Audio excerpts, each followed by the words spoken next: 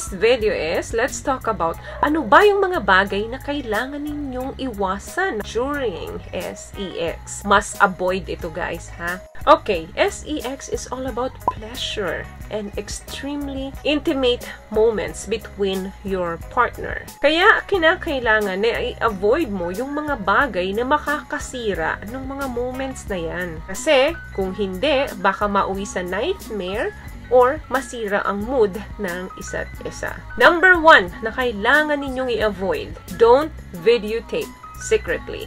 Minsan, iniisip mo ang galing-galing mo. Dahil feeling mo adventurous ka, naiisip mo na bakit hindi ko i-record ito. Dahil posibleng gusto mong makita mo yung performance mo doon sa partner mo. But the act without your partner's knowledge ay isang kawalang respeto yan. Kaya wag na wag mong gagawin yan nang wala siyang pahintulot. Instead, i-discuss nyo yung pros and cons bago kayo mag-proceed kung ano ba ang gusto niya. Kung okay sa kanya na i-videotape mo yon, then after nyo mapanood, i-delete nyo rin. So, depende sa arrangement ninyo. Basta make sure lang, alam ninyo pareho. At kung ayaw ng partner mo, respetuhin mo yon. Pangalawa, don't talk too much. Yes, communication is vital. Mahalagang nag-uusap kayo. But talking too much during SEX, pwedeng maging killjoy yan. Especially yung mga small talks. For example, may ginagawa kayo, nagpo-foreplay kayo, then nakikipagkwentuhan ka sa kanya, gusto mong magsalita ng magsalita. Don't just kill the mood by talking anything. Instead of, i-enjoy mo lang. Enjoy nyo lang yung foreplay nyo. Pangatlo, don't focus on social media. May mga instances na habang may ginagawa kayo, then may mga ring or alert mode doon sa notification mo na pwedeng makadistract sa inyo. Ikaw naman, dahil narinig mo, i-check mo ngayon kung ano yung notification na yun. Hindi magandang idea yan. Instead, keep your phone on the flight mode. Otherwise, madi-distract kayo at hindi makakapag-concentrate yung isa sa inyo.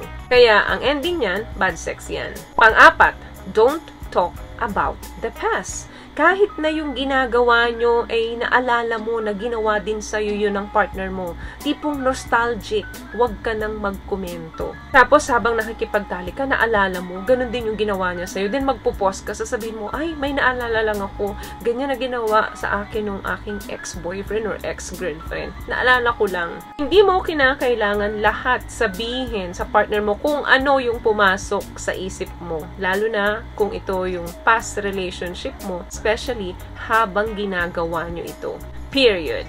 Next one, do not try risky objects. Importanteng tiyakin ninyo yung safety SEX. Kung sa tingin mong medyo alanganin sa kanya yung position na yon or yung paglalagyan mo sa kanya ay medyo alanganin, baka mahulog siya, baka matusok siya kasi may sharp object doon, wag mo nang ituloy.